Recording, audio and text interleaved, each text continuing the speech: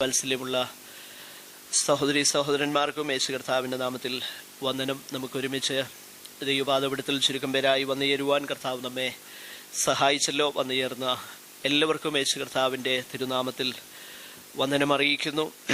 പകൽ സമയത്തെ അധ്വാനത്തിനും ബദ്ധപ്പാടുകൾക്കും ശേഷം ദൈവസന്നിധാനത്തിൽ വരുവാൻ കർത്താവ് നമ്മെ സഹായിച്ചല്ലോ. ഈ രാത്രിയിലും ദൈവവചനം ധ്യാനിക്കുന്നത് നമുക്ക് ഉപകാരമായി വരേണ്ടതിന് വളരെ പ്രാർത്ഥനയോടെ വിനയത്തോടെ ദൈവസന്നിധാനത്തിൽ നമുക്ക് തുടരാം. കർത്താവ് നമ്മെ സഹായിക്കുമാറാകട്ടെ.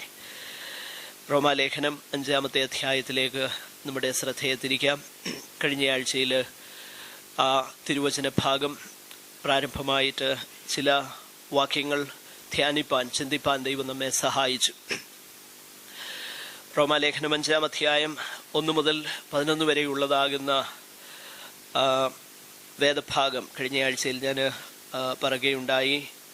നീതീകരണത്തിൻ്റെ ഫലമായിട്ടുള്ള അനുഗ്രഹീതമാകുന്ന ഈ ഭൂമിയിൽ വെച്ച് തന്നെയുള്ള അനുഗ്രഹീത അനുഭവങ്ങളെക്കുറിച്ചാണ് ആ തിരുവചനത്തിൽ നമ്മൾ കാണുന്നത്. നാം ചിന്തിക്കുകയുണ്ടായി. ഒന്ന്, നമുക്ക് ദൈവത്തോട് സമാധാനമുണ്ട്.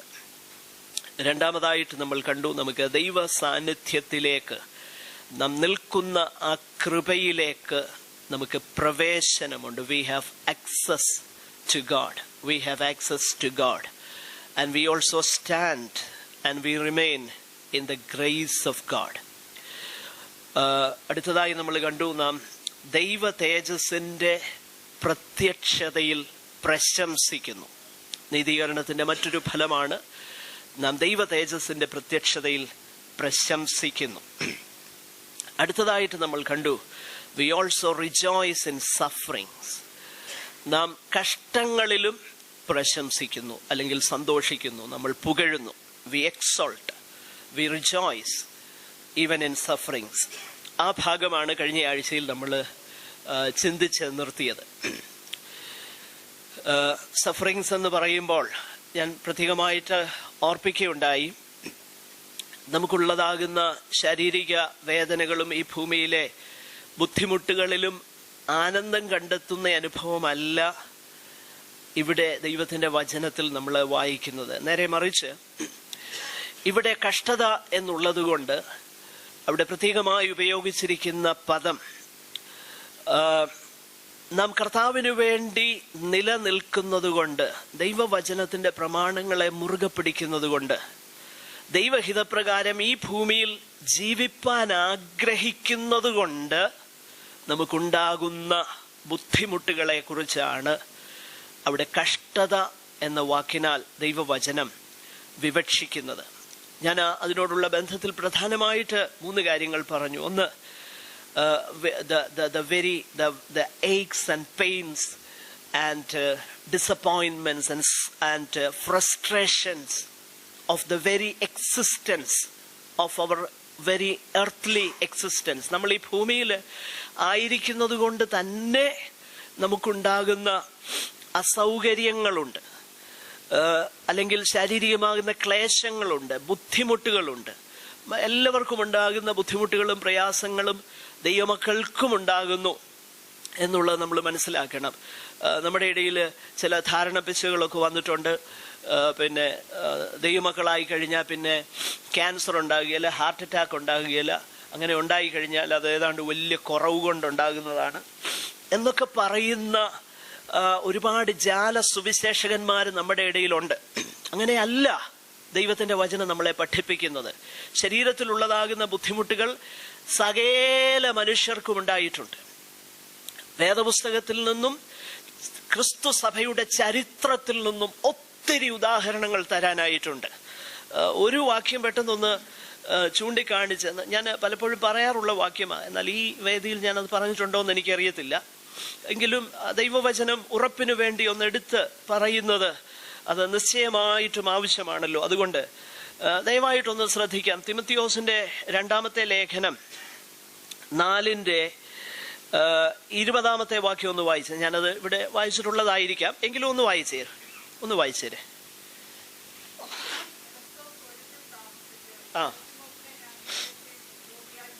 ത്രോഫിമോസിനെ ഞാൻ മിലത്തേയിൽ രോഗിയായിട്ട് വിട്ടേച്ചു പോകുന്നു. ഇതാരാ പറയുന്നതെന്നുള്ളത് നമ്മൾ ശ്രദ്ധിക്കണം. അവിടെ ത്രോഫിമോസിന് രോഗം പറ്റിയത് അവന്റെ കുറ്റമോ കുറവോ കൊണ്ടായിരുന്നെങ്കിൽ ദൈവത്തിന്റെ പരിശുദ്ധാത്മാവ് നിശ്ചയമായിട്ട് നമ്മുടെ ഇൻസ്ട്രക്ഷന് വേണ്ടിയിട്ട്, നമ്മുടെ അറിവിന് വേണ്ടി, നാം അത് മനസ്സിലാക്കാൻ വേണ്ടി എഴുതുമായിരുന്നു. എന്നാൽ പൗലോസ് പറയുന്നത് എങ്ങനെയല്ല, ഞാൻ അവനെ രോഗിയായിട്ട് വിട്ടേച്ചു പോന്നു. അതിന്റെ അർത്ഥം നിശ്ചയമായിട്ടും പൗലോസ് രോഗസൗഖ്യത്തിന് വേണ്ടി പ്രാർത്ഥിച്ചു കാണും. പക്ഷെ that was not God's will for that saint of God at that time. ആ പ്രത്യേക സമയത്ത് ആ വിശുദ്ധനെ സുഖമാക്കുക എന്നുള്ളത് ദൈവത്തിന്റെ പദ്ധതിയിൽ പെട്ട കാര്യം അല്ലായിരുന്നു. God allowed that. നോക്കിക്കേ, രോഗം. ഇനിയും അനേക വാക്യങ്ങൾ കാണിക്കാനായിട്ടുണ്ട്. പഴയ നിയമത്തിലേക്ക് പോകേണ്ട ആവശ്യമില്ല. പുതിയ നിയമത്തിൽ തന്നെ ഒത്തിരി വാക്യങ്ങളുണ്ടല്ലോ. ഫിലിപ്പി ലേഖനം 2-ാം അധ്യായം അതിന്റെ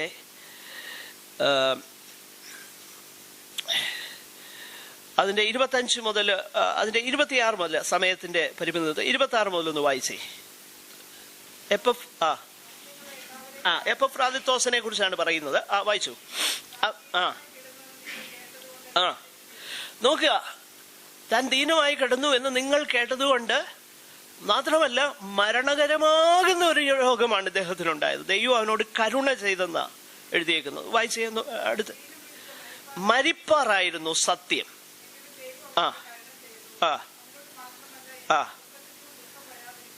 നോക്കിക്കേ, നമ്മൾ മനസ്സിലാക്കണം, ഈ വേദപുസ്തക കാലത്ത് ജീവിച്ചിരുന്ന വിശുദ്ധന്മാരാരും നമ്മളെക്കാളും വ്യത്യസ്തരൊന്നും അല്ലായിരുന്നു.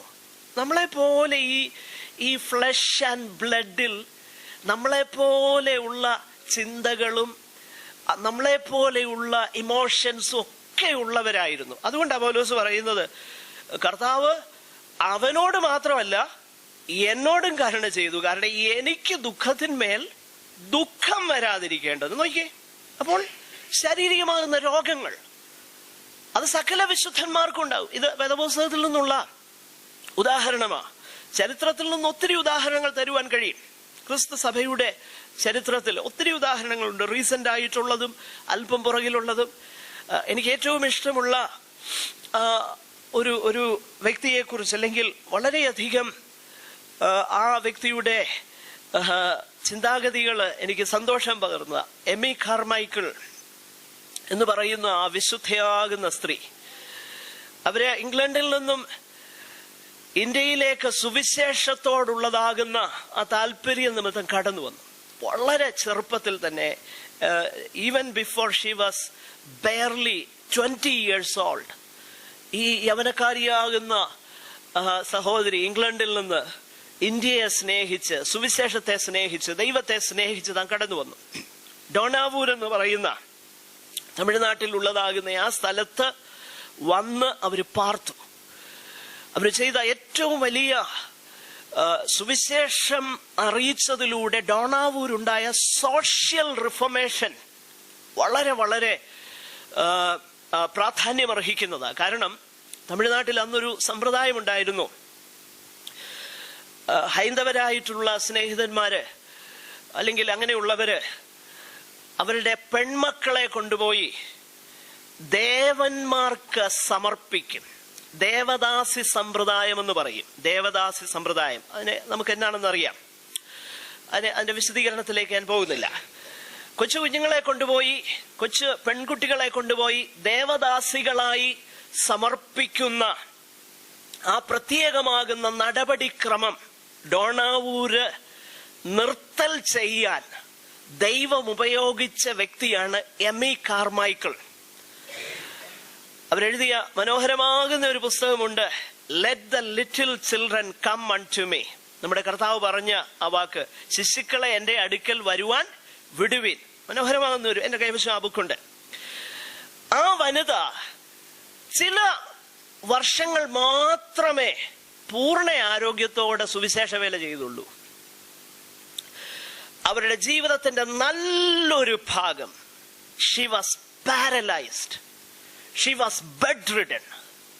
കിടക്കമേലായിരുന്നു. പാരലൈസ് ആയിട്ട് കിടക്കമേൽ കിടന്നുകൊണ്ടാണ് കർത്താവിന്റെ ശുശ്രൂഷ അവർ ചെയ്തത്. അവരുടെ മനോഹരമാകുന്ന കവിതകളൊക്കെ ക്രിസ്തീയ സാഹിത്യത്തില് അതിന് പാരലായിട്ട് വേറൊന്നുമില്ലെന്ന എൻ്റെ ചിന്ത. അതിലേറ്റവും മനോഹരമാകുന്ന ഒരു കവിതയുണ്ട്, what do I know of Calvary love. ഒരു പക്ഷേ നിങ്ങൾ ഇന്റർനെറ്റിൽ സെർച്ച് ചെയ്താൽ ഇത് കിട്ടുമായിരിക്കും, എനിക്കറിയില്ല. എനിവേ അങ്ങനെ കിട്ടുമെങ്കിൽ അത് ഒരു പ്രിന്റ് ഔട്ട് എടുത്ത് നിങ്ങളുടെ കൈവശം വെക്കണമെന്ന് എൻ്റെ അഭ്യർത്ഥന. What do I know of Calvary love by Amy Carmichael. മനോഹരമാകുന്ന ഒരു കവിത. ഞാൻ പറഞ്ഞത് ആ വാക്കുകളൊക്കെ നമ്മൾ വായിച്ചു നോക്കിക്കഴിഞ്ഞാൽ അവർക്ക് ദൈവത്തിലുള്ള പ്രത്യാശയും ദൈവത്തോടുള്ള സ്നേഹവും എന്ന് വേണ്ട. ഞാൻ പറഞ്ഞതിന്റെ താല്പര്യം, see, physical suffering but spiritual prosperity. ശാരീരികമാകുന്ന സഫറിങ്സിന്റെ അതീതമായിട്ട് ആത്മീകമാകുന്ന സമൃദ്ധി അവരനുഭവിച്ചു.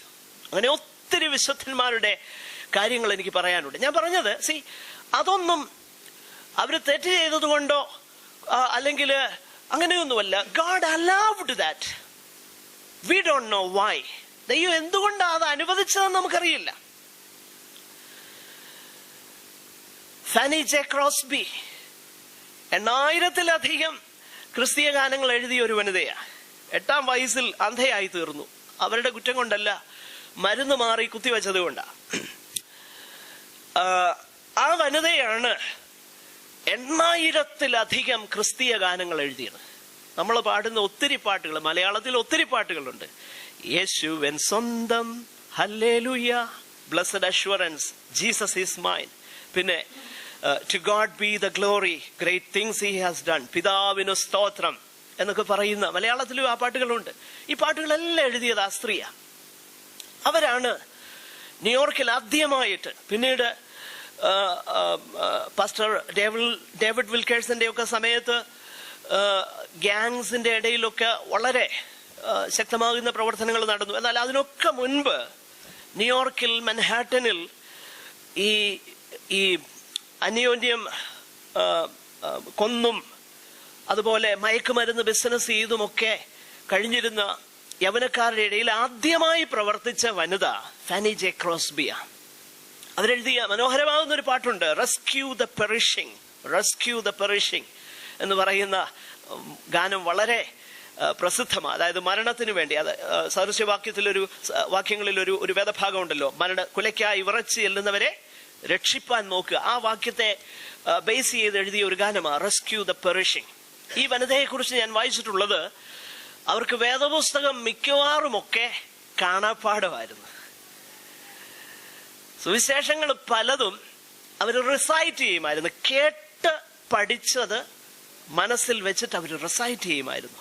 ഞാൻ പറഞ്ഞതിന്റെ താല്പര്യം, സി, ഫിസിക്കൽ സഫറിങ്സ് ദൈവമക്കൾ കൊണ്ട്, എന്നാൽ ദൈവമക്കളെ സംബന്ധിച്ചിടത്തോളം പൗലോസ് പറഞ്ഞതുപോലെ ബലഹീനതയിൽ ദൈവത്തിന്റെ കൃപയും ശക്തിയും തികഞ്ഞു വരുമെന്നുള്ളതാ. നമ്മുടെ ഫിസിക്കൽ സഫറിങ്സിലും ദൈവനാമം മഹിമപ്പെടുമെന്നുള്ളതാണ് ദൈവമക്കളുടെ സവിശേഷത. നമ്മൾ പരാതി പറഞ്ഞു, നമ്മൾ അങ്ങനെ അല്ലെങ്കിൽ ഇത് ഏതാണ്ട് തെറ്റുകൊണ്ട് വന്നതാന്നുള്ള കുറ്റബോധം, അതൊക്കെ നമ്മുടെ ഇടയിൽ വിശേഷിച്ച് രോഗികളായി കിടക്കുന്നവരെയൊക്കെ ആ കുറ്റബോധത്തിലേക്ക് നയിക്കുന്ന ഒത്തിരി ആൾക്കാരുണ്ട് നമ്മുടെ ഇടയിൽ. എനിക്കറിയാം, പേഴ്സണലി അറിയാവുന്ന പല കേസുകളുണ്ട്. എത്രയെത്ര മെന്റൽ ടോർമെന്റിൽ കൂടെ അവരെ കടത്തിവിട്ടുണ്ടെന്നറിയാമോ? നിന്റെ കുറ്റം കൊണ്ടായത്, നീ താഴ്ത്തി സമർപ്പിച്ച് പ്രാർത്ഥിക്ക്, നീ ഏറ്റുപറഞ്ഞ് പ്രാർത്ഥിക്ക്, നിന്റെ കുറ്റം കൊണ്ടുണ്ടായതാ.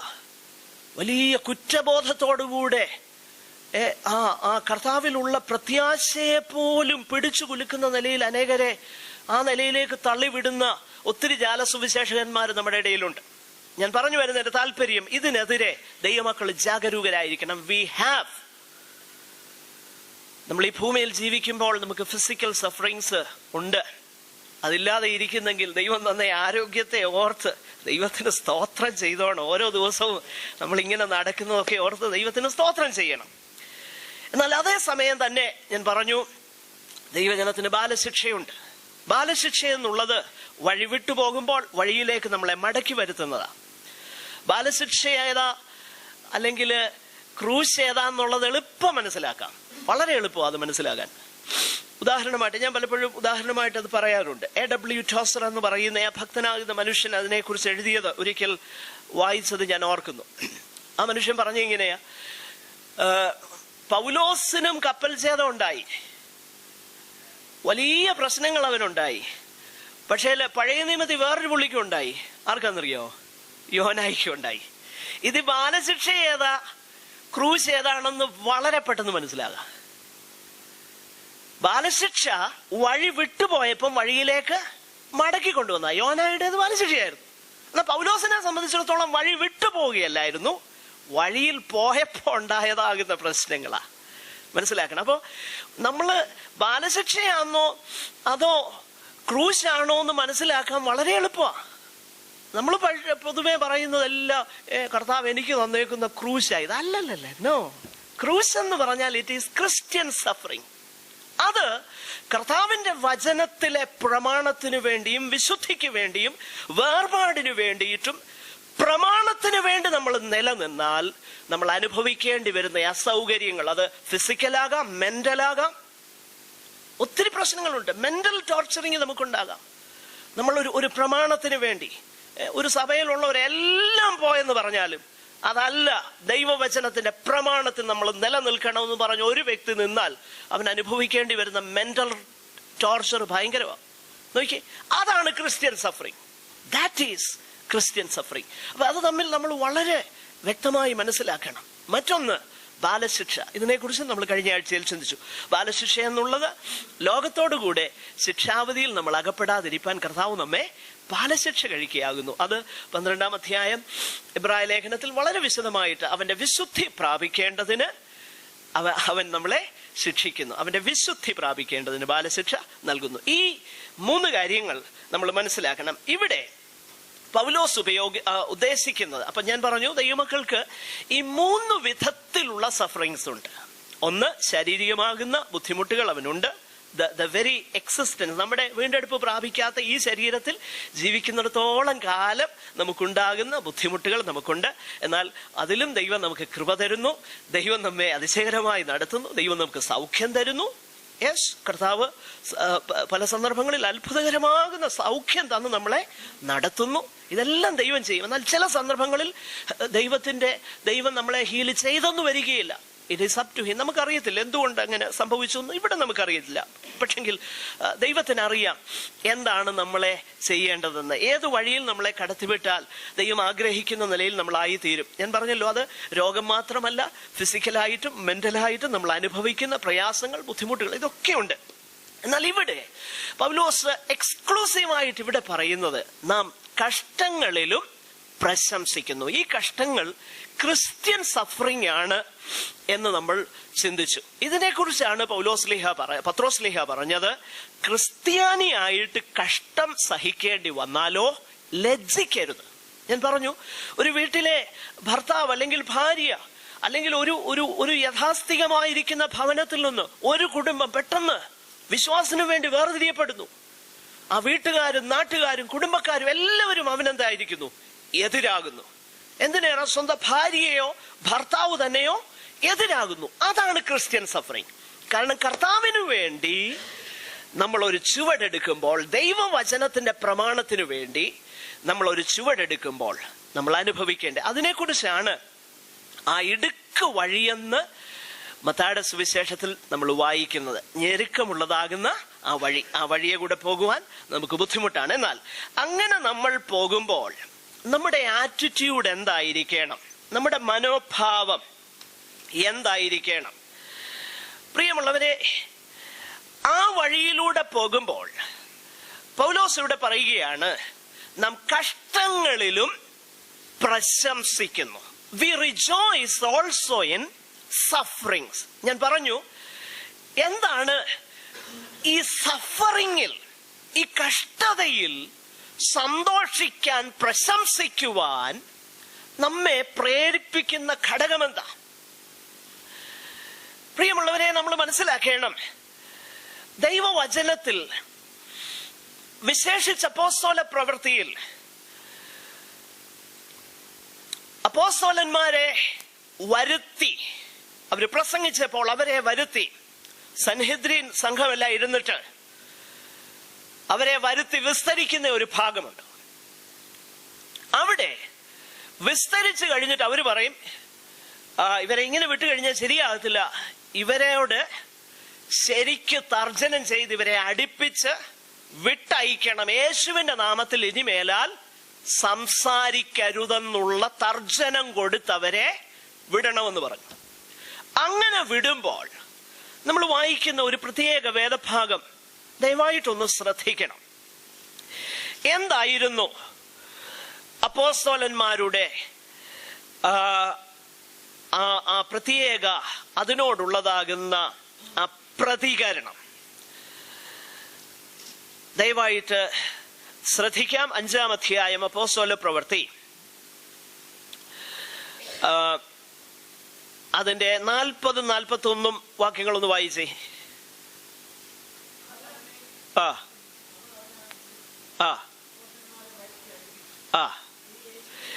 അപ്പോസ്തലന്മാരെ വരുത്തി അടുപ്പിച്ചു, ഇനി യേശുവിന്റെ നാമത്തിൽ.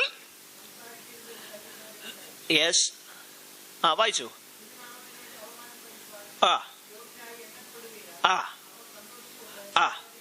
നോക്കിയേ, ശ്രദ്ധിച്ചേ. തിരുനാമം നിമിത്തം അപമാനം സഹിപ്പാൻ യോഗ്യരായി എണ്ണപ്പെടുകയാൽ. ഞാൻ പലപ്പോഴും അത് ശ്രദ്ധിക്കാറുണ്ട്. നമ്മുടെ ആറ്റിറ്റ്യൂഡ് എന്തായിരിക്കും? നമ്മുടെ ആറ്റിറ്റ്യൂഡ് പലപ്പോഴും നേരെ തിരിച്ച. ഇവിടെ ദൈവത്തിന്റെ വചനത്തിൽ നമ്മൾ വായിക്കുകയാണ്, തിരുനാമ നിമിത്തം അപമാനം സഹിപ്പാൻ യോഗ്യരായി എണ്ണപ്പെടുക. അപമാനം എന്നൊക്കെ പറഞ്ഞു കഴിഞ്ഞാൽ കുറഞ്ഞ കാര്യമൊന്നുമില്ല. ഈ ഫിസിക്കൽ ടോർച്ചറിനേക്കാളും വലിയ മെന്റൽ ആഗണി ഉണ്ടാക്കുന്നതാണ് അപമാനം. അതുകൊണ്ടല്ലേ നമ്മൾ വായിക്കുന്നത് അപ്പോസ്തല പ്രവൃത്തിയിൽ തന്നെ 16-ാം അധ്യായത്തില് എടുത്ത് വായിക്കണം. നമുക്കറിയാം, അവരുടെ വസ്ത്രം പറിച്ചുരിഞ്ഞ്, നോക്കണം, പൊതുസ്ഥലത്ത് അവരുടെ വസ്ത്രം പറിച്ചുരിഞ്ഞ് അവരെ എന്ത് ചെയ്തെന്നറിയാമോ? കോൽ കൊണ്ടടിച്ചു. അതിനെക്കുറിച്ച് പിന്നീട് ഓർത്തെഴുതുമ്പോ പൗലോസ്ലീഹാനെ കുറിച്ച് പറയുന്ന ഒരു വാക്കൊന്ന് പെട്ടെന്നൊന്ന് ശ്രദ്ധിച്ച് നമുക്ക് മുൻപോട്ട് പോകാം. തെസ്സലോനിക്കരുടെ 1-ാം ലേഖനം അതിന്റെ 2-ാം അധ്യായം 2-ാം വാക്യം ഒന്ന് വായിച്ചേ. 2:2. 1 തെസ്സലോനിക്കർ 2.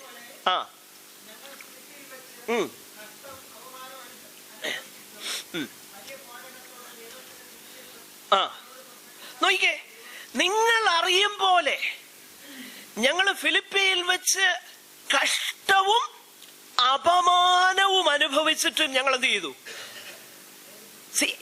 ഇതായിരുന്നു അപ്പോസ്തലന്മാരുടെ ആറ്റിറ്റ്യൂഡ്.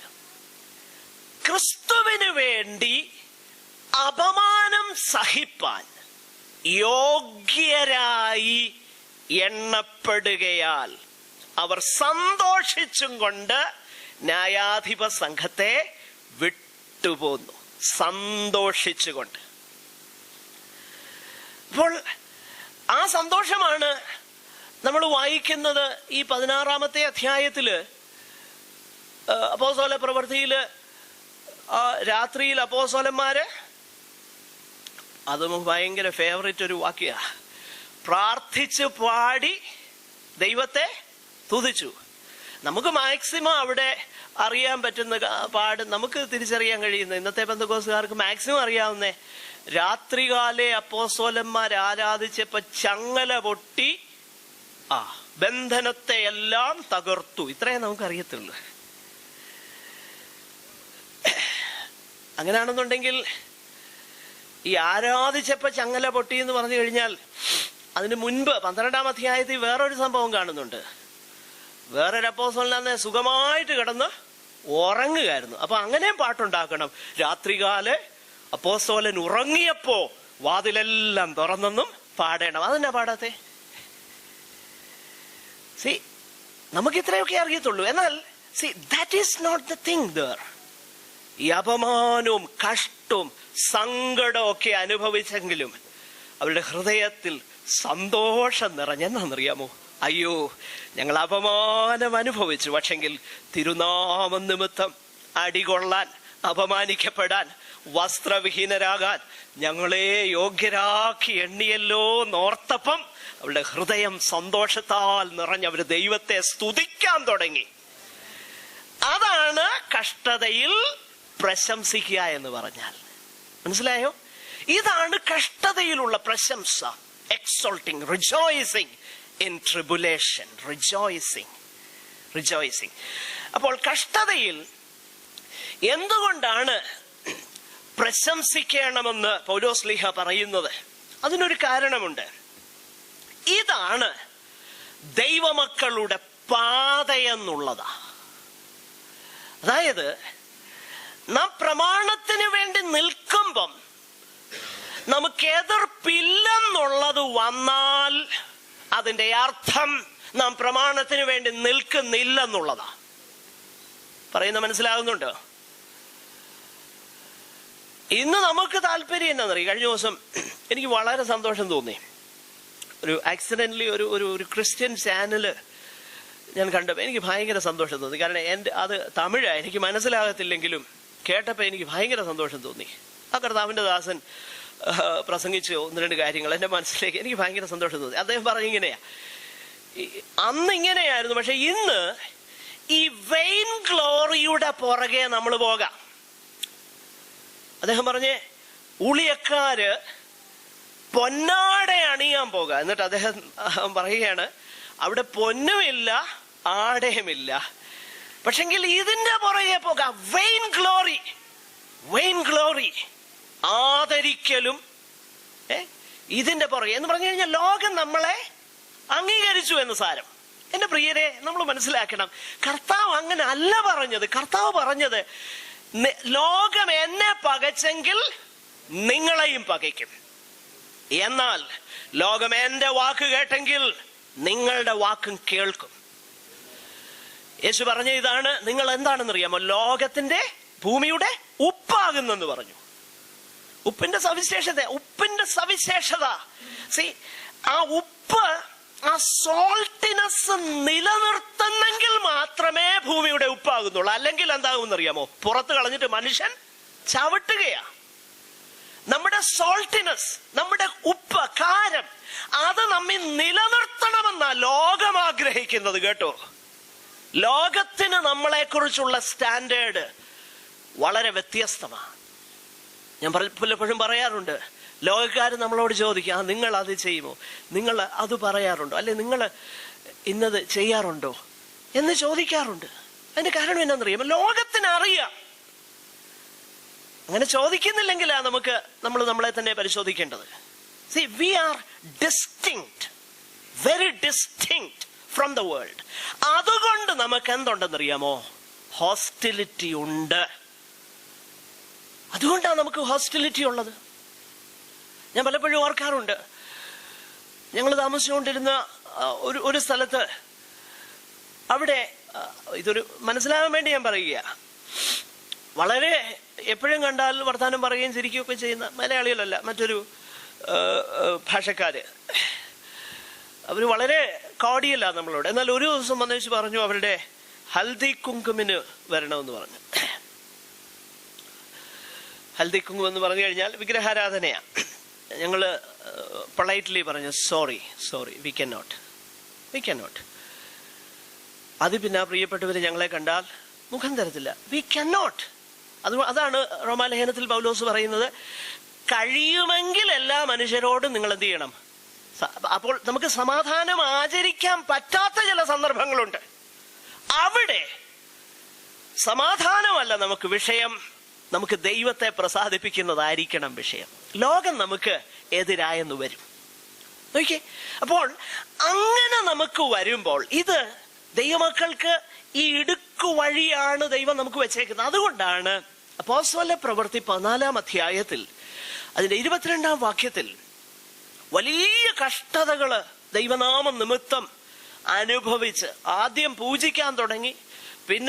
പിന്നെ ആസിയിൽ നിന്ന് വന്ന യഹൂദന്മാരെല്ലാം കൂടെ പുരുഷാരത്തെ വശത്താക്കി പൗലോസിനെ കല്ലെറിഞ്ഞു, ചത്തെന്ന് കരുതി ഉപേക്ഷിച്ചു. അവിടെ ഇട്ടേച്ച് പോരുമ്പോൾ എഴുന്നേറ്റ് പിറ്റേ ദിവസം തന്നെ, അല്ല അന്ന് തന്നെ ആ പട്ടണത്തിലേക്ക് ചെന്നു. അടുത്ത ദിവസം ദർബയ്ക്ക് പോയി. ദർബയിൽ ചെന്നപ്പം പൗലോസ് പ്രസംഗിച്ച പ്രസംഗത്തിന്റെ ടെക്സ്റ്റ് എന്തായിരുന്നെന്നറിയാമോ? അത് അപ്പോസ്തല പ്രവൃത്തി 14:22 അന്ന് പ്രസംഗിച്ച പ്രസംഗത്തിന്റെ ടെക്സ്റ്റ്, കുറിവാക്യം ഇതാണ്: സഹോദരന്മാരെ, നമ്മൾ അനേകം കഷ്ടങ്ങളിൽ കൂടെ ദൈവരാജ്യത്തിൽ പ്രവേശിക്കേണ്ടതാണ്. നോക്കിയേ, ഇതായിരുന്നു അപ്പോസ്തലന്മാരുടെ ആ ക്രിസ്ത്യൻ സഫറിങ്സിനോടുള്ളതാകുന്ന ആറ്റിറ്റ്യൂഡ്. അവരുടെ മനോഭാവം ഇതായിരുന്നു. നമ്മൾ മറന്നു പോകരുത്. കഷ്ടവും അപമാനവും സഹിപ്പാനായിട്ട് നമ്മളെ യോഗ്യരാക്കി ദൈവം എണ്ണി. എന്നാൽ ഇന്ന് സംഭവിച്ചെന്നറിയാമോ? ഇന്ന് നമ്മളങ്ങ് അതിനോടങ്ങ് ഇടകലർന്നു. നമ്മളെ അവർ ഡിസ്റ്റിങ്ക്റ്റ് ആയിട്ട് കാണുന്നില്ല. അവരിൽ ഒരാളെ പോലെയാ നമ്മളെ കാണുന്നേ, ഇല്ലേ? അവരിൽ ഒരാളെ പോലെ നമ്മളെ കാണുന്നു. അതുകൊണ്ടാണ് എല്ലാം കോമൺ ആയിട്ടാ കാര്യങ്ങൾ. പണ്ടൊക്കെ അങ്ങനെയല്ലായിരുന്നു. അവരിൽ ഒരാളെ പോലെ നമ്മളെ കാണാൻ തുടങ്ങി. നമ്മൾ ആ വലയിൽ വീണു. നമുക്ക് അവരെ കൊണ്ടൊക്കെ ആവശ്യമായിരിക്കുന്ന ഒരു പ്രത്യേക, ഒരിക്കല് നമുക്ക്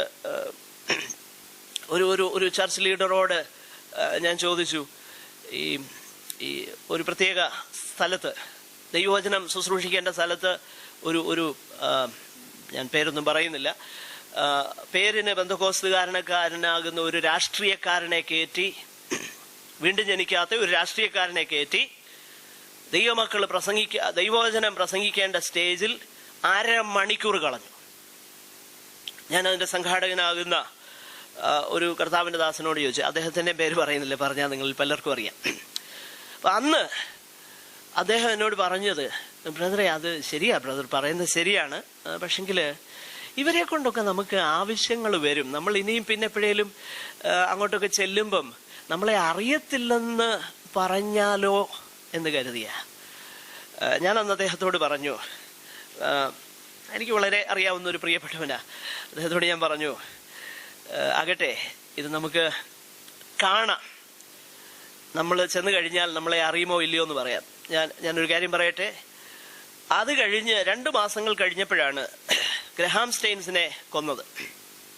അന്ന് നമുക്ക് വേണ്ടി റെപ്രസെന്റ് ചെയ്യേണ്ട ഈ മനുഷ്യൻ പറഞ്ഞ പ്രസ്താവനകളൊക്കെ നിങ്ങൾക്കറിയാം, വായിച്ചിട്ടുണ്ടല്ലോ. ഞാൻ പറഞ്ഞതിന്റെ താല്പര്യം, പ്രിയമുള്ളവരെ, ലോകത്തിലേക്ക് നമ്മളെ വലിച്ചുകൊണ്ടുപോയിട്ട് ലോകവുമായിട്ടുള്ള വ്യത്യാസമെല്ലാം അങ്ങ് മാറ്റി സഭയില് ഇതെല്ലാം കയറി വരിക. രാഷ്ട്രീയക്കാര് സഭയിൽ കയറി വരിക. നമ്മുടെ ഇടയിലേ ഉള്ളവർക്ക് സമയം കൊടുക്കുന്നത്, ഇല്ലേ? യാക്കോബ പള്ളിയിലോ കത്തോലിക്ക പള്ളിയിലോ അല്ലെങ്കിൽ മർത്തോമ സഭയിലോ അവരുടെ പരസ്യാരാധന നടക്കുമ്പം ഈ രാഷ്ട്രീയക്കാരനൊന്നും ചെന്നാൽ അവര് കയറ്റി പുൾപിറ്റയിലൊന്നും നിർത്തുമെന്ന് എനിക്ക് ചിന്തയില്ല. ഞാൻ പോയിട്ടില്ല. പക്ഷെ നമ്മൾ എന്ത് ചെയ്യുമെന്നറിയാമോ? നമുക്കിവരെയൊക്കെ ആവശ്യമാണ്. പ്രിയമുള്ളവരെ, ഞാൻ പറഞ്ഞതിന്റെ താല്പര്യം, വേർ വി ആർ ഗോയിങ്, നമ്മൾ എങ്ങോട്ടായി പോകുന്നത്. എന്നാൽ നമ്മുടെ യാത്ര, നമ്മുടെ ലക്ഷ്യം ശരിയാണെങ്കിൽ ഒരു കാര്യം മനസ്സിലാക്കണം, suffering, Christian suffering is the only path to glory. ക്രിസ്തീയ കഷ്ടതയാണ് തേജസ്സിലേക്കുള്ള വഴി എന്നുള്ളത് നമ്മൾ മറന്നു പോകരുത്. റോമാലേഖനം 8-ാം അധ്യായം അതിന്റെ 17-ാം വാക്യം ഒന്ന് വായിച്ചേ പെട്ടെന്ന്. റോമൻസ് 8:17. മക്കളെങ്കിലോ അവകാശികളാകുന്നു. നാം ക്രിസ്തുവിന് കൂട്ടവകാശികളാ. നാം ക്രിസ്തുവിന്റെ കൂട്ടവകാശത്തിൽ എന്തൊക്കെയാ നമുക്കുള്ളത്? വായിച്ചേ. നാം അവനോടുകൂടെ തേജസ്കരിക്കപ്പെടും. നോയിക്കേ, അപ്പൊ തേജസ്കരണത്തിലേക്കുള്ള വഴി ഏതാണെന്നറിയാമോ? ക്രിസ്ത്യൻ സഫറിങ്ങാ. നമ്മൾ മറന്നു പോകരുത്. നമ്മൾ ഡിസ്റ്റിങ്ക്റ്റ് ആയിട്ട്, നമ്മൾ വ്യത്യസ്തരായിട്ട്, നമ്മൾ വേർപാടോടുകൂടെ പ്രമാണത്തിന് വേണ്ടി നിൽക്കുക. നമ്മുടെ പെന്തക്കോസ്ത് സഭകളിൽ തന്നെ ഇന്നൊരു ഒരു വേർപാടിന്റെ ആവശ്യം വന്നേക്കുകയാണ്. അങ്ങനെ നിൽക്കുമ്പം മെജോറിറ്റി നമ്മളെ എന്ത് ചെയ്യുമെന്നറിയാമോ? നമ്മളെ ഒറ്റപ്പെടുത്തും. പക്ഷെങ്കിൽ മനസ്സിലാക്കണം, ആ പാതയാണ് മഹത്വത്തിലേക്കുള്ള പാത. അവനോടുകൂടെ തേജസ്കരിക്കപ്പെടേണ്ടതിന് അവനോടുകൂടെ കഷ്ടമനുഭവിച്ചാൽ അത്രേ നമ്മൾ മനസ്സിലാക്കണം.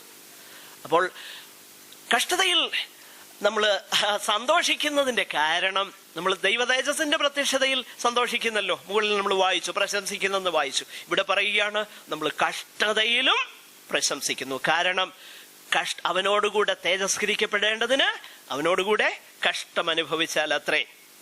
രണ്ടാമതായിട്ട് ആ ഭാഗം തന്നെ നമ്മൾ ശ്രദ്ധിച്ചാൽ, ഈ കഷ്ടതയിൽ ക്രിസ്ത്യൻ സഫറിങ്ങിൽ നമ്മൾ പ്രശംസിക്കുന്നതിന്റെ മറ്റൊരു കാരണം, നമ്മൾ തേജസ്കരണത്തിലേക്കുള്ള വഴിയാണത് എന്ന് മാത്രമല്ല, ഇപ്പോൾ ഇവിടെ നമ്മെ ഒരു മെച്വറായിട്ടുള്ള പരിജ്ഞാന പൂർത്തിയുള്ള ദൈവമക്കളാക്കുന്നത് ഈ പാതയാകട്ടോ. അതായത് നമ്മളവിടെ വായിച്ചു നോക്കിക്കഴിഞ്ഞാല്, see how we respond to Christian suffering, that will in turn lead us into Christian maturity. വായിച്ച ആ വാക്യം, അതിന്റെ 3-ാം വാക്യം, 5-3.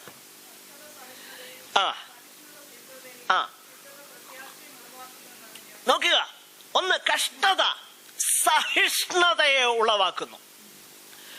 അപ്പോൾ കഷ്ടത നമ്മൾ ഇതിൽ കൂടെ കടന്നു പോകുമ്പോഴാണ് ചെറിയ ചെറിയ കാര്യങ്ങൾ നമ്മൾ സഹിക്കാനായിട്ട് ദൈവം നമ്മളെ അനുവദിക്കുമ്പം നമ്മൾ അതിനോട് കയ്പിന്റെ മനോഭാവം പുലർത്താതെ നമ്മൾ ദൈവത്തിന്റെ പരിശുദ്ധാത്മാവിന് നമ്മളെ തന്നെ വിധേയപ്പെടുത്തിയാൽ അടുത്ത പടിയായിട്ട് എന്നെ ഉണ്ടാവുമെന്നറിയാമോ? സഹിഷ്ണുത. അതിനേക്കാൾ വലുത് വന്നാലും ഇതൊന്നും ഏശത്തില്ല. പ്രിയമുള്ളവരെ, ഞാൻ എത്രയോ വിശുദ്ധന്മാരെ കണ്ടിട്ടുണ്ട്.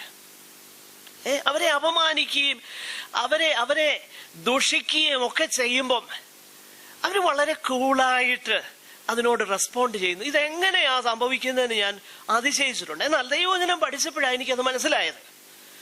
ദൈവം അവരെ കടത്തിവിട്ടതാകുന്ന ആ കഷ്ടതയുടെ മാർഗത്തിൽ അവർക്ക് സഹിഷ്ണുത, ഡെവലപ്ഡ് പെർസീവിയറൻസ്, അവർക്ക് സഹിഷ്ണുതയുണ്ടായി.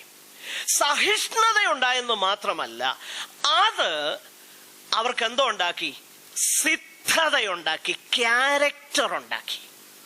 ക്യാരക്ടർ, അവരുടെ പ്രകൃതം തന്നെ എന്ത് ചെയ്തു? വ്യത്യാസപ്പെടുകയാ. അവരെ പ്രകോപിപ്പിക്കുമ്പോൾ അറിയാം എന്താണ് വാസ്തവത്തിൽ പ്രകൃതമെന്ന്. ഞാൻ മുമ്പേ റെഫർ ചെയ്ത എമി കാർമൈക്കിൾ പറഞ്ഞതാകുന്ന ഒരു മനോഹരമാകുന്ന ഒരു ഉദാഹരണമുണ്ട്. അതിങ്ങനെയാണ്, അവർ പറഞ്ഞ ഇങ്ങനെയാ, പാലിരിക്കുന്ന ഗ്ലാസ് അത് തട്ടിമറിഞ്ഞു വീണെന്ന് പറഞ്ഞാലും അതിൽ നിന്ന് പാലേ വരത്തുള്ളൂ. മറ്റേത് ദ്രാവകമായിരിക്കുന്നത്, ഏത് ദ്രാവകം അതിനകത്തിരിക്കുന്നത് അതാണ് എപ്പോഴും വരുന്നത്. സ്തോത്രം. നമ്മളൊരു പാട്ട് പാടാറുണ്ട്, അടവി തരുക്കളിൽ. അതിന്റെ അർത്ഥമൊക്കെ നമ്മൾ ചിന്തിക്കാറുണ്ടോ എന്ന് എനിക്കറിയത്തില്ല.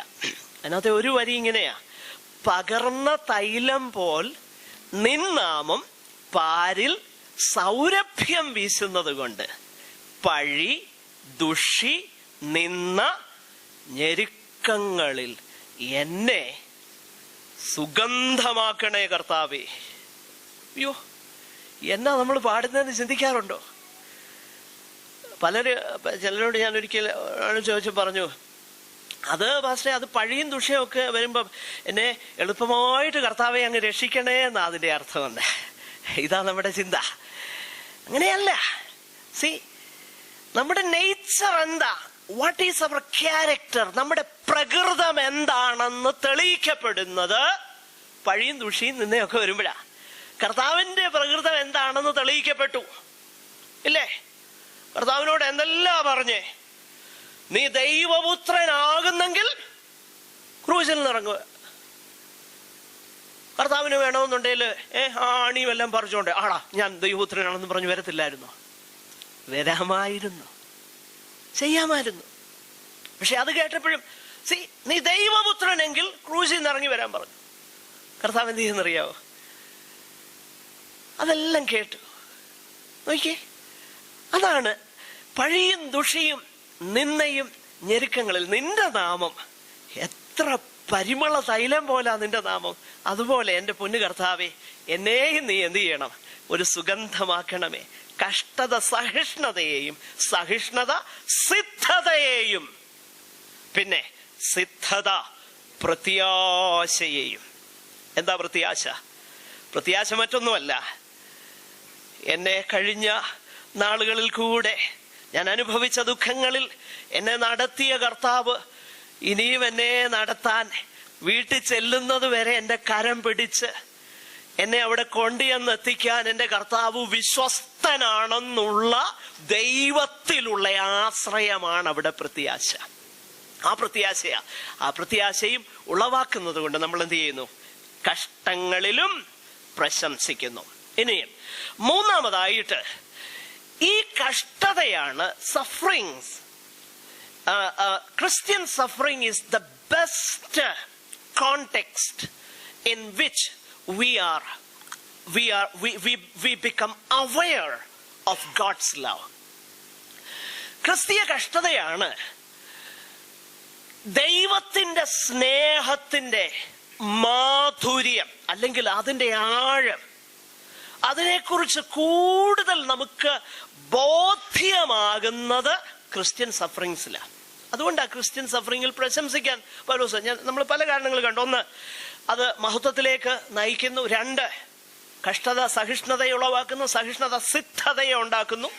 അതുകൊണ്ട് നമ്മൾ കഷ്ടങ്ങളിൽ പ്രശംസിക്കുന്നു. മൂന്ന്, അടുത്തതായിട്ട് നമ്മൾ വായിക്കുന്നത് 5-ാമത്തെ വാക്യം ശ്രദ്ധിച്ചാൽ, ദൈവത്തിന്റെ സ്നേഹം വായിച്ചേ.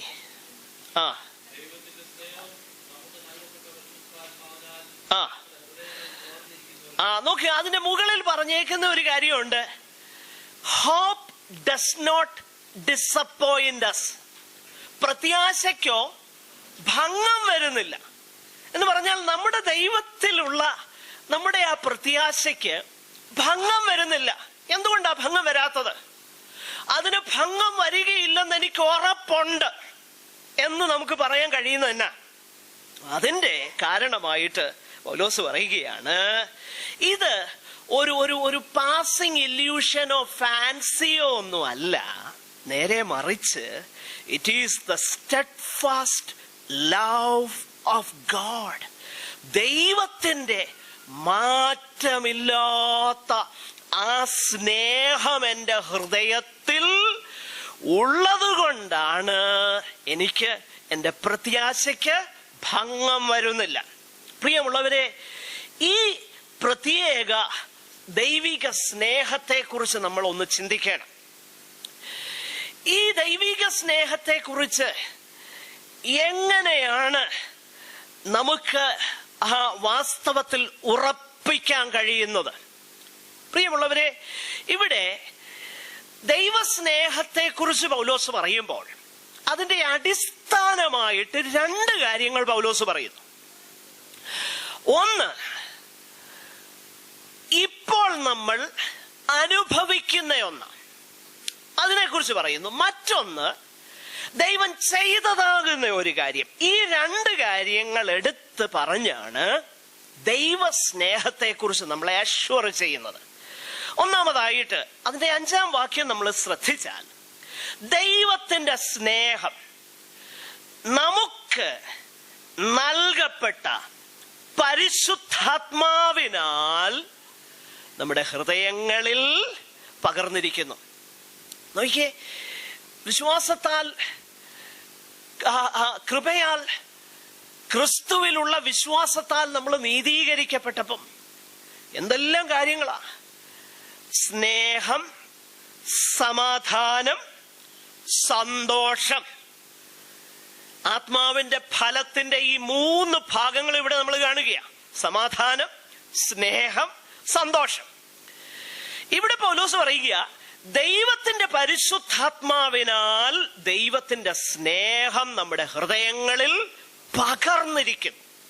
മൂലഭാഷയിൽ വളരെ മനോഹരമായിട്ട് ആ കാര്യം പറഞ്ഞേക്കുന്നത്. അത് മലയാളത്തിൽ അത്ര കൃത്യമായിട്ടല്ല എഴുതിയിരിക്കുന്നതെങ്കിലും ഗ്രീക്ക് ഭാഷയിൽ അതിനെക്കുറിച്ച് it's A flood of his love.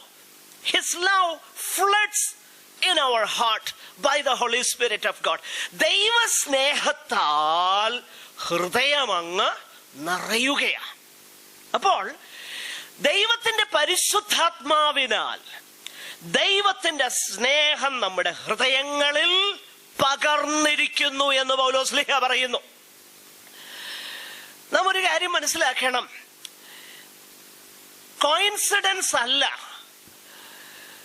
കൃപാവരങ്ങളെ കുറിച്ച് കൊരിന്ത്യരുടെ 1-ാം ലേഖനത്തിൽ 12, 13, 14 അധ്യായങ്ങളിൽ കൃപാവരങ്ങളെ കുറിച്ച് പൗലോസ് എഴുതുന്നുണ്ട്. സഹോദരന്മാരെ, കൃപാവരങ്ങളെ കുറിച്ച് നിങ്ങൾ അറിവില്ലാതിരിക്കരുത്. എങ്ങനെയാണ് കൃപാവരങ്ങൾ ദൈവസഭയിൽ ഉപയോഗിക്കേണ്ടത് എന്നൊക്കെയുള്ള ആ പ്രമാണം കൊടുക്കുമ്പം 2 അധ്യായങ്ങളിൽ സകല ഒട്ടുമിക്കാലും ഏകദേശം 9 വരങ്ങളെന്ന് അവിടെ 9 കാണുന്നുണ്ട്. ഒത്തിരി വരങ്ങളുണ്ട് ദൈവത്തിന്റെ പരിശുദ്ധാത്മാവിന്. ആകട്ടെ, ആ വിഷയത്തിലേക്ക് ഞാൻ പോകുന്നില്ല. അവിടെ ഉള്ളതാകുന്ന ആ 9 വരങ്ങളെ കുറിച്ച് വിശേഷിപ്പിക്കാൻ 2 അധ്യായങ്ങൾ ഉപയോഗിച്ചെങ്കിൽ ഒരധ്യായം പൂർണ്ണമായിട്ട് ഉപയോഗിച്ചേക്കുന്നത് എന്തിനു വേണ്ടിയിട്ടാണെന്നറിയാമോ? സ്നേഹത്തെ കുറിച്ച്. 12-ാം അധ്യായത്തിന്റെ അവസാന ഭാഗത്ത് നമ്മൾ വായിക്കുന്നുണ്ട്, ശ്രേഷ്ഠവരങ്ങളെ വാഞ്ചിപ്പീൻ എന്നിട്ട് പറയുക, എങ്കിലും അതിശ്രേഷ്ഠമായ ഒരു മാർഗം ഞാൻ നിങ്ങൾക്ക് കാണിച്ചു തരാം എന്ന് പറഞ്ഞ് സ്നേഹത്തെ കുറിച്ച് അഗപ്പേലാവും. അപ്പൊ ദൈവത്തിന്റെ സ്നേഹം നമ്മുടെ ഹൃദയങ്ങളിൽ പകർന്നിരിക്കുകയാണ്. ഈ ദൈവസ്നേഹം നമ്മുടെ ഹൃദയത്തിൽ പകർന്നേക്കുന്നത് കൊണ്ട് ഒന്നാമത് നമുക്ക് ദൈവത്തോട് സ്നേഹം ഉണ്ടാകും. നമുക്ക് ഏറ്റവും വലുത് ദൈവമായിരിക്കും സകലതിനേക്കാൾ. അതുകൊണ്ടല്ലേ ഈ ദൈവം, ഞാൻ ഈ കഴിഞ്ഞ ദിവസങ്ങളിൽ യോഹന്നാന്റെ സുവിശേഷമാണ് ഇങ്ങനെ പ്രഭാതത്തിൽ ഞാൻ ധ്യാനിക്കുന്ന ഒരു ഭാഗം ഞാൻ ധ്യാനിച്ചുകൊണ്ടിരുന്നപ്പോൾ കഴിഞ്ഞ ദിവസം എൻ്റെ ഹൃദയം വളരെ സന്തോഷത്താൽ നിറഞ്ഞു. 20-ാമത്തെ അധ്യായത്തില് മഗ്ദലക്കാരത്തി മറിയ കർത്താവിന്റെ കല്ലറയ്ക്കലിലേക്ക് വരുന്ന ഒരു ചിത്രം അവിടെ യോഹന്നാൻ അപ്പോസ്തലൻ രേഖപ്പെടുത്തിയിട്ടുണ്ട്. അവിടെ രേഖപ്പെടുത്തുമ്പോഴേ അവളിങ്ങനെ കരഞ്ഞുകൊണ്ട് അവിടെ നിൽക്കുകയാണ്. അങ്ങനെ നിൽക്കുമ്പോഴാണ് പെട്ടെന്ന് ആ കല്ല് മാറിയിരിക്കുക. അകത്തോട്ട് നോക്കിയപ്പോൾ 2 ദൂതന്മാരെ കണ്ടു. എനിക്ക് ഭയങ്കര വണ്ടർ തോന്നി. കാരണം ദൂതന്മാര് പ്രത്യക്ഷപ്പെടുക എന്ന് പറഞ്ഞാൽ അത് സാധാരണ സംഭവമൊന്നുമല്ല. ആന്നോ? വളരെ റെയറാ. ദൂതന്മാര് പ്രത്യക്ഷപ്പെടുക എന്നുള്ളത് വളരെ റെയറാ. ഇവള് 2 ദൂതന്മാരെ കണ്ടു. 2 ദൂതന്മാരെ കണ്ടിട്ടും അയ്യോ, ദൂതന്മാരെ കണ്ടു സന്തോഷം, അതായിരുന്നു വിഷയം. നോ, ദൂതന്മാരെ കണ്ടിട്ടൊന്നും അവിടെ ഹൃദയത്തിൽ സന്തോഷമൊന്നും തോന്നിയില്ല. കാരണം അവള് കാണാൻ വന്നത് കർത്താവിനെയാ കാണാൻ വന്നത്. അവള് ചോദിക്കുന്ന അവരോട്, അയ്യോ, കർത്താവിനെ അടുത്ത നിമിഷം കർത്താവിനെ കണ്ടപ്പം അവൻ തോട്ടക്കാരനെന്ന് വെച്ച് അവനോട് ചോദിക്കുക, അയ്യോ, എന്റെ കർത്താവിനെ നീയാണോ എടുത്തുകൊണ്ട് പോയത്? എവിടെ വെച്ചെന്ന് പറഞ്ഞാൽ അവനെ എടുത്തുകൊണ്ട് പൊക്കൊള്ളാം. പ്രിയമുള്ളവരെ, അതിന്റെ കാരണം എന്നറിയാമോ? അതിന്റെ കാരണം മറ്റൊന്നുമല്ല.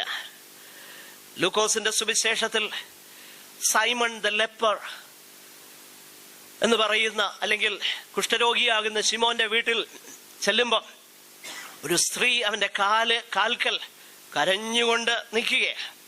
ഉടനെ ശിമോൻ മനസ്സിൽ പറയുക, ഓ, ഇവൾ ആരാന്ന് ഇദ്ദേഹത്തിന് അറിയത്തില്ല. അറിയാമായിരുന്നെങ്കിൽ ഇവളെ ഇവിടെ നിർത്തുകയില്ലായിരുന്നു. ഉടനെ കർത്താവ് പറഞ്ഞു, ശിമോനെ, എനിക്ക് നിന്നോടൊന്ന് പറയാനുണ്ട്. എന്നിട്ട് മനോഹരമാകുന്ന ഒരു ഉപമ പറഞ്ഞു. വലിയ കടം ഉണ്ടായിരുന്ന ഒരുവനെ കുറിച്ചും കൊച്ചു കടം ഉണ്ടായിരുന്ന ഒരുവനെ കുറിച്ചും. എന്നിട്ട് യജമാനൻ പറഞ്ഞു, കടം വീട്ടാൻ നിങ്ങൾക്ക് ഒക്കത്തില്ല, ഞാൻ നിങ്ങളുടെ 2 പേരുടെയും കടം ഇളച്ചു തന്നിരിക്കുന്നു. എന്നിട്ട് ശിമോനോട് ചോദിച്ചു, ഇവരിൽ ആരാണ് യജമാനനെ അധികം സ്നേഹിക്കുന്നത്? ശിമോൻ പറഞ്ഞു, അധികം കടം ഇളച്ചു കിട്ടിയവനാ സ്നേഹിക്കുന്നത്. ഉടനെ യേശു പറഞ്ഞു, നീ വിധിച്ചത് ശരിയാ. ഇവള് പാപിനിയാണെന്ന് എല്ലാവർക്കും അറിയാം. പക്ഷെങ്കിൽ ഇവളുടെ അധികമാകുന്ന കടം ഇളച്ചു കൊടുത്തേക്ക. എൻ്റെ പ്രിയരെ, നമ്മളൊന്ന് മനസ്സിലാക്കണം. നാം കർത്താവിനെ അറിഞ്ഞപ്പോൾ നമ്മൾക്കാർക്കും കുറച്ച് കടമല്ല ഇളച്ചു കിട്ടിയത്, അധികമായ കടമാണ് ഇളച്ചു കിട്ടിയത്. അധികമാകുന്ന കടം ഇളച്ചു കിട്ടിയത് കൊണ്ട് നമ്മൾ അധികം സ്നേഹിപ്പാൻ കടംപ്പെട്ടവരാ. നാം കർത്താവിനെ സ്നേഹിക്കണം. മറിയ അവിടെ ചെല്ലുമ്പം ദൂതനെ കണ്ടിട്ടൊന്നും അവൾക്ക് ഒരു ഡിസ്ട്രാക്ഷനും ഇല്ല. അവൾ കാണാൻ വന്നത് കർത്താവിനെ. അതുപോലെയാണ് പ്രിയപുരുഷനെന്ന്, അല്ലെങ്കിൽ മാർവോട് ചാഞ്ഞ ശിഷ്യനെന്ന് പറയുന്ന, സ്നേഹത്തിന്റെ അപ്പോസ്തലൻ എന്ന് പറയുന്ന യോഹന്നാനെ കുറിച്ചും അതല്ലേ. യോഹന്നാന് സ്വർഗത്തിലെ കാഴ്ചകളൊക്കെ വിശദീകരിക്കുന്നുണ്ട്. എന്നാൽ എപ്പോഴും അതിനെക്കുറിച്ച് വിശദീകരിക്കുന്നതിനേക്കാളും യോഹന്നാൻ പറയുന്നത് ദൈവസിംഹാസനത്തിന്റെ നടുവില്, സിംഹാസനത്തിന്റെ മഹത്വമൊന്നും താൻ പറയുന്നില്ല, സിംഹാസനത്തിന്റെ നടുവിൽ ഒരു കുഞ്ഞാട് അറുക്കപ്പെട്ടതുപോലെ നിൽക്കുന്നത് ഞാൻ കണ്ടു. 14-ാം അധ്യായത്തിലേക്ക് വരുമ്പോൾ വെളിപ്പാടിൽ സിയോൻ മലയിൽ കുഞ്ഞാടിനെ ഞാൻ കണ്ടു. വേറെ ഒന്നും ഇല്ലായിരുന്നു അവിടെ കാണാൻ. ഉണ്ടായിരുന്നു, എന്തെല്ലാം കാര്യങ്ങൾ അവിടെ ഉണ്ട്. പക്ഷെങ്കിൽ യോഹന്നാൻ കാണുന്നത് ആരെ മാത്രമാണെന്നറിയാമോ? കർത്താവിനെയാ കാണുന്നത്. എന്റെ പ്രിയരെ, ദൈവസ്നേഹം, we become refreshingly aware of the love of God. ഞാനൊന്ന് ചോദിക്കട്ടെ, ദൈവസ്നേഹത്താൽ നിറഞ്ഞ് നമ്മൾ സന്തോഷിക്കാറുണ്ടോ? ദൈവസന്നിധാനത്തിൽ നമ്മൾ സമയം ചെലവഴിക്കണം. ദൈവസ്നേഹത്താൽ നിറഞ്ഞ് വേദപുസ്തകം വായിച്ചുകൊണ്ടിരിക്കുമ്പോഴും ചില ഭാഗങ്ങളൊക്കെ അങ്ങോട്ട് വായിക്കുമ്പം കുറച്ച് കഴിയുമ്പം കണ്ണു നിറഞ്ഞിട്ട് കാണാൻ പറ്റത്തില്ല. ആ അനുഭവം ഉണ്ടാകാറുണ്ടോ? പിന്നെ മുട്ടുകളിലേക്ക് അങ്ങ് വീഴുകയാ. ദൈവസ്നേഹം, ഓ കർത്താവ് നമ്മളെ സ്നേഹിച്ചല്ലോ, നമ്മുടെ അധികം കടമിളച്ചല്ലോ എന്നൊക്കെ ഓർക്കുമ്പോ സ്നേഹം ദൈവസ്നേഹത്താൽ we become aware of God's love. ദൈവത്തിന്റെ പരിശുദ്ധാത്മാവിനെ തന്നേക്കുന്നത് ദൈവത്തിന്റെ സ്നേഹം നമ്മുടെ ഹൃദയങ്ങളിൽ പകർന്നിരിക്കുന്നു. അപ്പൊ ദൈവ സ്നേഹത്താൽ നമ്മൾ നിറയപ്പെടുന്നു. അതാണ് ഞാൻ പറഞ്ഞത്. കൃപാവരങ്ങളെ കുറിച്ച് പറയുന്നിടത്ത് ഒരധ്യായം മുഴുവൻ ദൈവസ്നേഹത്തെ കുറിച്ച് വർണ്ണിക്കുന്നു. സ്തോത്രം. രണ്ടാമതായിട്ട് ദൈവസ്നേഹത്തെ കുറിച്ച് പൗലോസ്ലീഹ പറയുമ്പോൾ ദൈവസ്നേഹം ഒന്ന് അവിടെ നൽകിയിരിക്കുന്ന പരിശുദ്ധാത്മാവിനാൽ നമ്മുടെ ഹൃദയങ്ങളിൽ തന്നിരിക്കുന്നു. രണ്ടാമതായിട്ട് 8-ാമത്തെ വാക്യത്തിലാണ് നമ്മൾ അത് വായിക്കുന്നത്. ക്രിസ്തുവോ നാം പാപികളായിരിക്കുമ്പോൾ തന്നെ നമുക്ക് വേണ്ടി വരിക്കയാൽ ദൈവം നമ്മോടുള്ള സ്നേഹത്തെ പ്രദർശിപ്പിച്ചിരിക്കുന്നു. കാൽവറി ക്രൂസിനെ കുറിച്ചാണ് പറയുന്നത്. അപ്പൊ ക്രിസ്തുവിന്റെ സ്നേഹത്തെ ദൈവം ദൈവം തന്റെ സ്നേഹത്തെ പ്രൂവ് ചെയ്തിരിക്കുന്നത് ആ ക്രൂശിൽ കൂടെയാ. അപ്പൊ നാം നമ്മുടെ ജീവിതത്തില് ഈ കഷ്ടനഷ്ടങ്ങളും പ്രയാസങ്ങളിലും കൂടെ ഒക്കെ കടന്നു പോകുമ്പോൾ ദൈവത്തിന്റെ പരിശുദ്ധാത്മാവിനാൽ ദൈവസ്നേഹത്താൽ നമ്മൾ നിറയപ്പെടുമ്പോൾ കാൽവറിയിലേക്ക് നമ്മുടെ കണ്ണുകൾ തിരിയും.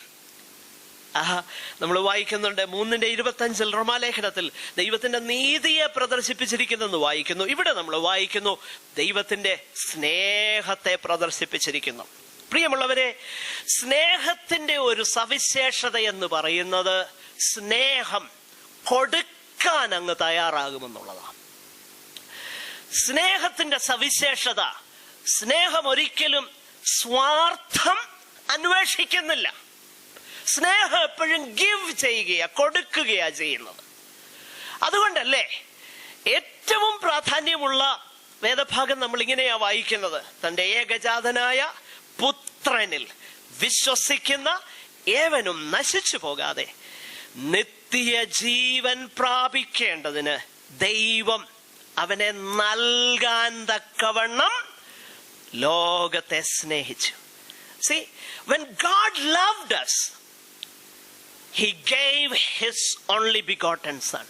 ദൈവം നമ്മളെ സ്നേഹിച്ചപ്പോ തന്റെ പുത്രനെ നമുക്ക് വേണ്ടി തന്നു. 1 യോഹന്നാൻ 4:10 ഇത് തന്നെയാണ് നമ്മൾ വായിക്കുന്നത്. ആ വാക്യം ഒന്ന് എടുത്ത് വായിച്ചു. 1 യോഹന്നാൻ 4:10, ഗലാത്യർ 2:20 പെട്ടെന്നൊന്ന് വായിക്കണം. 1 യോഹന്നാൻ 4:10.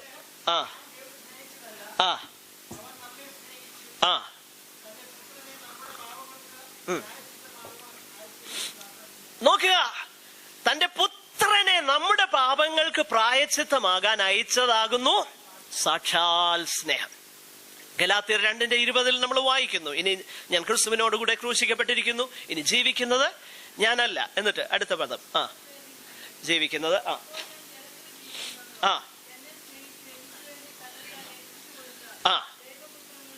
നോക്കുക, എന്നെ സ്നേഹിച്ച് എനിക്ക് വേണ്ടി തന്നെത്താൻ ഏൽപ്പിച്ചു കൊടുത്ത. അപ്പൊ സ്നേഹിച്ചപ്പം ദൈവം എന്തോ ചെയ്തു? തന്നെ തന്നെ ഇങ്ങ് തരികയാ ചെയ്തത്. നോക്കിയേ പ്രിയമുള്ളവരെ, കഷ്ടതയിൽ എന്തുകൊണ്ടാണ് നമ്മൾ പ്രശംസിക്കുന്നത്? അതിന്റെ കാരണം ദൈവത്തിന്റെ പരിശുദ്ധാത്മാവിനാൽ ദൈവസ്നേഹം നമ്മുടെ ഹൃദയങ്ങളിൽ പകർന്നിരിക്കുന്നു. 2, കാൽവറി ക്രൂസിലേക്ക് നോക്കുമ്പോൾ ദൈവം എന്നെ സ്നേഹിച്ച് തന്നെ തന്നെ തന്റെ പുത്രനിൽ കൂടെ എനിക്ക് വേണ്ടി ഇങ്ങ് തന്നെങ്കിൽ ആ ദൈവം എത്ര വിശ്വസ്തനാണ്, എത്ര കരുണയുള്ളവനാണ് എന്നുള്ള ചിന്ത എൻ്റെ മനസ്സിലേക്ക് വരുമ്പം, ദൈവം എന്നെ നടത്തുന്ന വഴികളിൽ ഞാൻ ദൈവഹിതത്തിൽ കൂടെ പോകുമ്പോൾ എനിക്ക് നേരിടുന്ന പ്രശ്നങ്ങളിൽ ഞാൻ ദൈവത്തെ സ്തുതിക്കാനും നന്ദി പറയാനും തുടങ്ങും.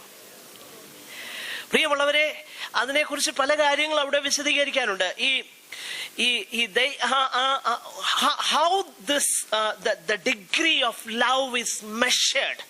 ദൈവസ്നേഹത്തിന്റെ അതിന്റെ ആഴത്തെ എങ്ങനെ അളക്കാൻ കഴിയുന്നത്?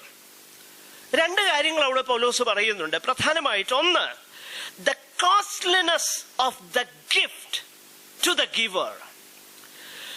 ഈ ഒരാളെ സ്നേഹിക്കുമ്പം സ്നേഹിച്ച് ഒരു ഗിഫ്റ്റ് തരികയാ. അപ്പൊ ആ ആളിന്റെ സ്നേഹം എങ്ങനെയാ മനസ്സിലാക്കാൻ പറ്റുന്നത്? സ്നേഹം മനസ്സിലാക്കാൻ പറ്റുന്നത് എത്രത്തോളം അദ്ദേഹത്തിന് അത് വില കൊടുക്കേണ്ടി വന്നെന്നുള്ളതാണ്. അതൊരു അളവാ. 2, ഇത് സ്വീകരിക്കുന്ന വ്യക്തി എത്രത്തോളം അർഹനായിരിക്കുന്നെന്നുള്ളതാ. മനുഷ്യന്റെ ഒരു പ്രത്യേക സവിശേഷത അവിടെ നമ്മൾ വായിക്കുന്നുണ്ട്. അതിന്റെ 7-ാം വാക്യം ഒന്ന് വായിച്ചേ.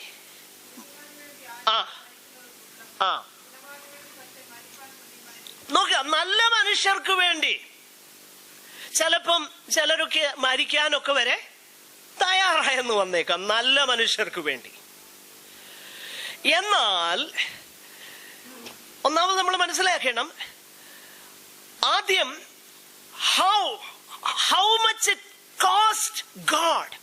നമ്മെ സ്നേഹിച്ചപ്പോ തന്റെ പുത്രനെ തന്നെന്ന് നമ്മൾ പറയുന്നു, കാഷ്വലി അങ്ങ് പറയുകയാ, കാഷ്വലി, കാണാതെ പഠിച്ചതായതുകൊണ്ട്. എന്നാൽ how much it cost him. ദൈവത്തിന് എന്തു വില കൊടുക്കേണ്ടി വന്നു നമുക്ക് ഈ ദാനം തരാൻ, തന്റെ പുത്രനെ. ആ കോസ്റ്റ് വളരെ ക്ലിയറാ, അതിനെക്കുറിച്ച് വർണ്ണിക്കേണ്ട ആവശ്യമില്ല. എന്നാൽ രണ്ടാമത്, ഇത്ര കോസ്റ്റ്ലി ഗിഫ്റ്റ് തരാൻ നമുക്കെന്നായിരുന്നു യോഗ്യത? നമ്മുടെ യോഗ്യത എന്താണെന്ന് അവിടെ എഴുതിയേക്കുന്നത് താഴോട്ട്. നമ്മുടെ യോഗ്യത 6, 8, 10 വാക്യങ്ങളിൽ എഴുതിയിട്ടുണ്ട്. അത് വായിക്കാമോ? 1, നമ്മൾ ബലഹീനരായിരുന്നു. 8-ാമത്തെ വാക്യം, ക്രിസ്തു തക്ക സമയത്ത് അഭക്തർക്ക് വേണ്ടി മരിച്ചു. 8-ാം വാക്യം, നാം പാപികളായിരുന്നു. ഇനിയും അതിന്റെ 10-ാം വാക്യം, നമ്മൾ ശത്രുക്കളായിരുന്നു.